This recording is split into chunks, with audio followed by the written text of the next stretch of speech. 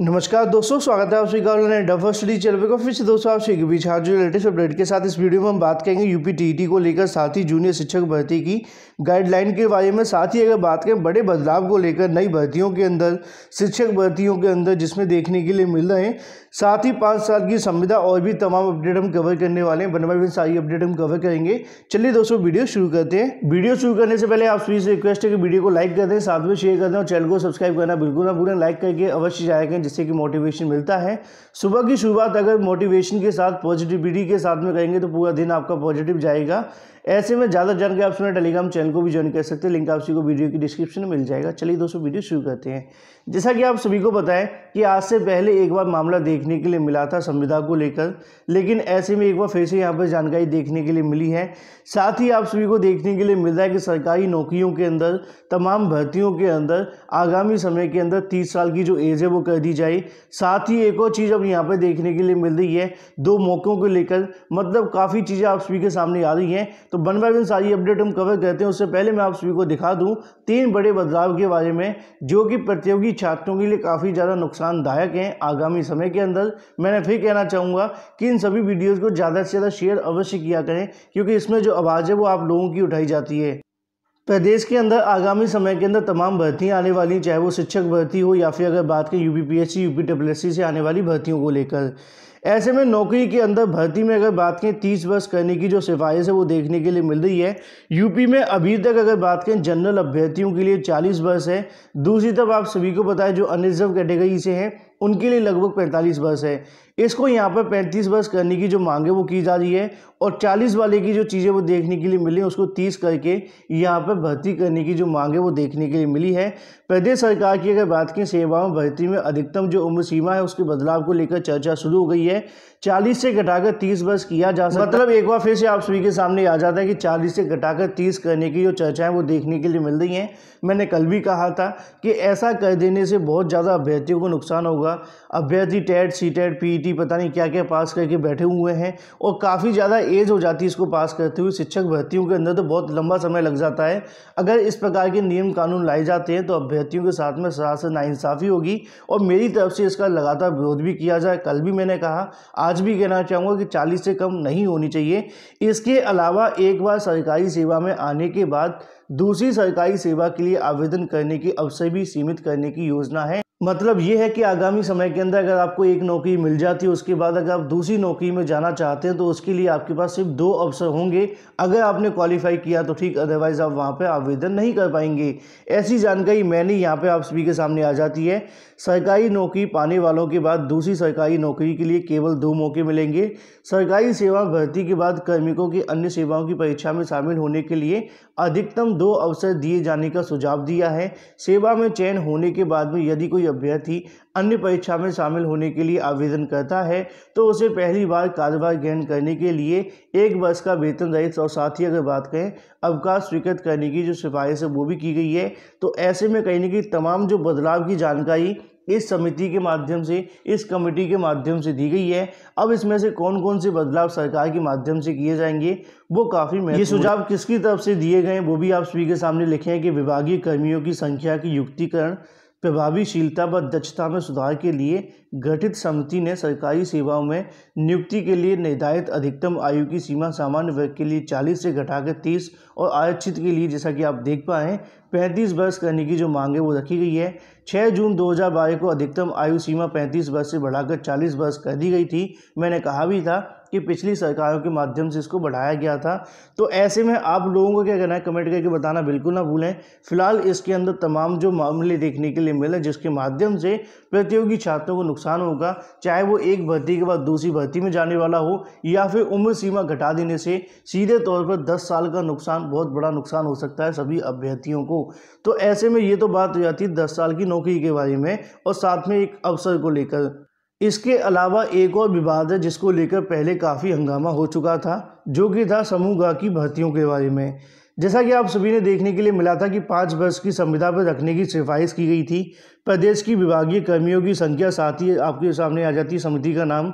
उनके मामले सुझाव दिए गए थे इन मामलों को लेकर कि समूह ग की भर्ती में पहले 5 वर्ष तक की संविदा पर रखने की सिफारिश की है। इस सुझाव के लिए फिलहाल अगर बात करें किसी कार्रवाई को आगे बढ़ती हुई दिखाई नहीं दे रही, ऐसा कहना है। समिति के मुताबिक गुजरात में डॉक्टर पीके दास समिति की अगर बात करें, वहाँ पे भी ऐसा ही देखने के लिए मिला था। ग और घ वर्ग की सेवाओं के लिए 5 वर्ष की संविदा के आधार पर रखे गए थे। वहाँ पे हर साल टेस्ट होते थे। इसके बारे में मैंने कई बार आप सभी को बताया भी था। मतलब ये था कि 5 साल की सेवा के बाद में 100% आपको परमानेंट नौकरी मिलेगी कि नहीं मिलेगी, बिल्कुल भी नहीं है, क्योंकि इस बीच अगर आपने कुछ भी किया तो आपको बाहर निकाल दिया जाएगा। लेकिन 30 साल की समिति के बारे में अभी तक जानकारी नहीं दी गई। लेकिन यहाँ पर सरकार का कहना है, जैसा कि आप सभी के सामने लिखा है, कि ख और ग के लिए इसी तरह के प्रस्ताव को लेकर जो विरोध है वो किया गया था, बाद में इसको ठंडे बस्ते में डाल दिया गया। सरकार ने स्पष्ट कर दिया था कि ऐसे किसी प्रस्ताव पर विचार नहीं किया जा रहा है। फिलहाल इस सिफारिश की कार्रवाई संभावना नजर नहीं आ रही है। मतलब फिलहाल तो ये मामला देखने के लिए नहीं मिल रहा है, लेकिन समाचार पत्रों के अंदर एक बार फिर से जानकारी है। सरकार को लेकर क्या क्या चीज़ें होंगी वो आगामी समय के अंदर स्पष्ट होंगी।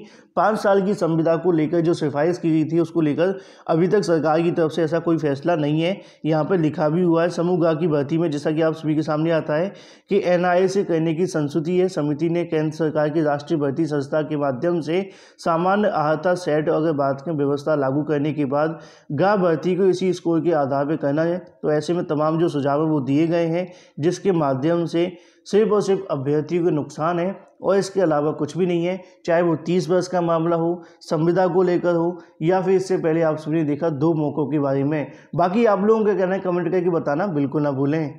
हालांकि कल से अभ्यर्थियों के माध्यम से लगातार जो विरोध सोशल मीडिया पर देखने के लिए मिला है, जिसमें सरकारी नौकरियों के अंदर 30 साल करने को लेकर लगातार विरोध प्रदर्शन देखने के लिए मिल रहा है। अब आगामी समय के अंदर क्या होगा इसके बारे में इंतजार किया जा सकता है। वहीं दूसरी तरफ बात करें यूपी टीईटी 2021 की परीक्षा को लेकर, जैसा कि आप सभी को पता है कि इससे पहले यूपी टीईटी के लिए तमाम प्रस्ताव भेजे गए हैं। शासन प्रशासन की तरफ से कोई मंजूरी नहीं मिली है, लगातार जो इंतजार है वो किया जा रहा है। तो ऐसे में जानकारी दी गई सचिव के माध्यम से कि जो पुराने प्रस्ताव भेजे गए थे उसके अनुसार अगर शासन की तरफ से मंजूरी मिल जाती है तब भी यहाँ पे जो आवेदन है वो शुरू नहीं होंगे और ना ही आपकी जो परीक्षा है वो करवाई जाएगी, क्योंकि उसके अंदर 22 जनवरी से आवेदन की बात कही गई थी और आपकी परीक्षा 7 मार्च को थी। ऐसे में संस्था का कहना है कि लगभग 3 महीने का समय चाहिए। तो ऐसे में अगर कल से भी आपके आवेदन शुरू करवाने हो तब भी आपकी जो परीक्षा है वो 22 मार्च के आसपास समथिंग आपको देखने के लिए मिलेगी। मतलब ये स्पष्ट हो जाता है कि आगामी समय के अंदर आपकी जो परीक्षा है वो 7 मार्च को तो नहीं होने वाली है। उसी को लेकर यहाँ पे भी आप सभी के सामने आ जाता था यूपी टीईटी के बारे में, जहाँ पे लिखा हुआ है कि उत्तर प्रदेश शिक्षक पात्रता परीक्षा करवाने के लिए लगातार जो संशोधन है वो देखने के लिए मिल रहे हैं। शासन ने पीएनबी द्वारा भेजे गए प्रस्ताव को मंजूरी नहीं दी है। अब तीसरी बार एक बार फिर से जो पीएनबी है यहाँ से प्रस्ताव भेजेगा, उसके अंदर क्या क्या कोई बदलाव होने वाले हैं, क्या इसके बारे में एनआईओ डीएलएड को लेकर कोई अपडेट मिलेगी, या जो भी जानकारी होंगी आप सभी को दे दी जाएंगी। लेकिन ये है, जैसा कि बहुत सारे अभ्यर्थियों के मन में सवाल है कि जूनियर भर्ती पहले होगी कि टीईटी पहले होगा, इसके बारे में सरकार की तरफ से जब तक प्रस्ताव को मंजूरी नहीं दे दी जाती तब तक किसी प्रकार की कोई भी जूनियर शिक्षक भर्ती हो या फिर अगर बात करें टीईटी, उसको लेकर कुछ कह पाना थोड़ा सा मुश्किल दिखाई दे रहा है। सचिव का कहना है कि 1.5 महीने का समय जूनियर भर्ती में फिलहाल लगेगा। वहीं दूसरी तरफ बात करें जूनियर शिक्षक भर्ती को लेकर, जैसा कि आप सभी को पता है कि 7 साल बाद एडेड विद्यालय में शिक्षकों की कमी दूर होगी, लेकिन कब तक होगी उसका ही इंतजार यहाँ पे किया जा रहा है। जिले के 73 जूनियर हाई स्कूलों में मिलेंगे शिक्षक, जैसा कि आप सभी नीचे देख पा रहे हैं। प्रदेश के आदेश की अगर बात करें यहाँ पे दिया गया, उनके माध्यम से कहा गया कि जल्दी भर्ती शुरू करवा दी जाए, जिसके क्रम में 7 साल बाद अभ्यर्थियों के अंदर खुशी का माहौल है।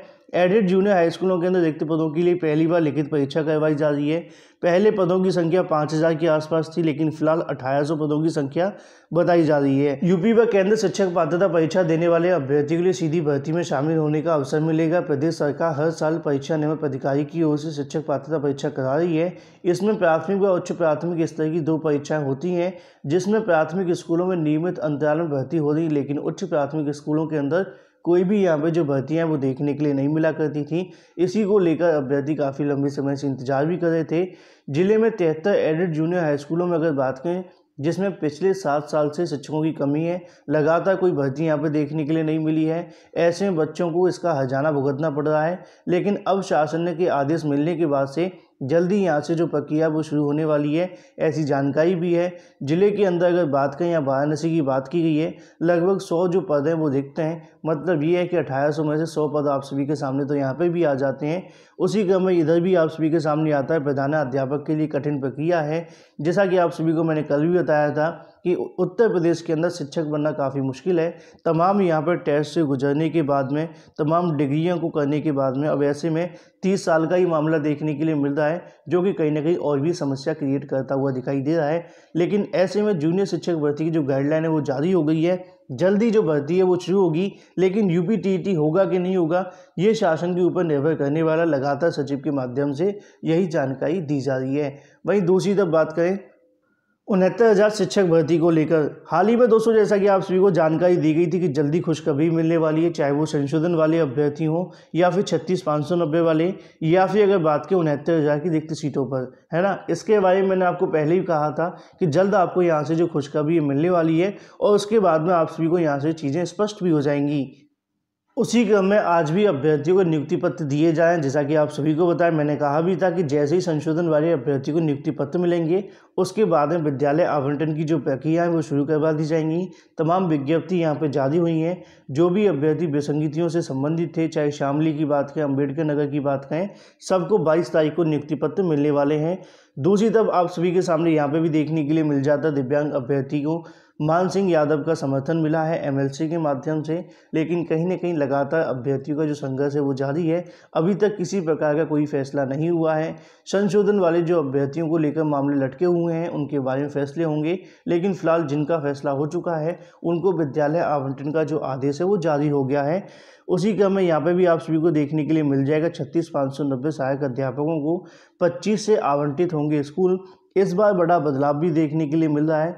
बेसिक शिक्षा परिषद में अगर बात करें 69,000 सहायक अध्यापकों के 36,590 सहायक अध्यापकों को 25 से 27 जनवरी तक स्कूल आवंटित किए जाएंगे। शिक्षकों को स्कूल आवंटन की ऑनलाइन तैनाती देने के लिए बृहस्पतिवार को शासन आदेश जारी कर दिया गया था। स्कूल शिक्षा महानिदेशक विजय किरण आनंद के अनुसार नवनियुक्त सहायक अध्यापकों के साथ में अगर बात करें शिक्षकों को ऑनलाइन तैनाती दी जाएगी। जिले में आवंटित अभ्यर्थियों की संख्या 5 अतिरिक्त रिक्त पदों को जोड़ते हुए सहायक शिक्षकों की नियुक्ति के लिए विकल्प मांगे जाएंगे। इसमें सबसे पहले शिक्षक भीन और साथ में अगर बात करें एक ही शिक्षक वाले स्कूलों में जो पद हैं वो भरेंगे। मतलब यहाँ पर जानकारी आप सभी के सामने आ जाती है आप सभी के आवंटन को लेकर, जो कि ऑनलाइन देखने के लिए मिलेगा। लेकिन इस बार सबसे बड़ा जो बदलाव देखने के लिए मिल रहा है वो यहाँ पर आप सभी के सामने आ जाता है। नीचे अगर आप देखेंगे कि इस बार आगामी समय के अंदर दिव्यांग महिला, दिव्यांग पुरुषों के साथ में महिला अभ्यर्थी को जो प्राथमिकता है वो दी जाएगी। बाद में जो पुरुष अभ्यर्थी होंगे उनको भी इसके अंदर शामिल किया जाएगा। मतलब 31,000 के अंदर हमें देखने के लिए मिला था, वहाँ पे 36,590 वाले अभ्यर्थियों की तरह विद्यालय आवंटन नहीं हुए थे। हालांकि महिला अभ्यर्थियों को, दिव्यांगों को पहले यहाँ पे राहत दी गई थी, लेकिन इसके बाद में जो पुरुष अभ्यर्थी थे उनको सिस्टम जनरेटेड, मतलब बिना कुछ किए उनके सामने सब कुछ आ जाता था। उससे ना तो कोई चॉइस फिलिंग मांगी गई थी, जैसे कि आपसे यहाँ चॉइस फिलिंग मांगी जाएगी, है ना। तो ऐसे में कहीं ना कहीं इस बार जो ऑप्शन है वो मिलने वाला है रोस्टर के अनुसार। पुराने रोस्टर के अनुसार पुरुष अभ्यर्थियों को कोई भी यहाँ पर चॉइस फिलिंग नहीं होती थी, लेकिन इस बार बड़ा बदलाव हुआ है। बड़ी राहत की बात भी है। अभ्यर्थी अपनी चॉइस के आधार पर विद्यालय आवंटन आपको देखने के लिए मिलेगा, जिसको लेकर यहाँ पे जो आदेश है वो जारी हो गया है।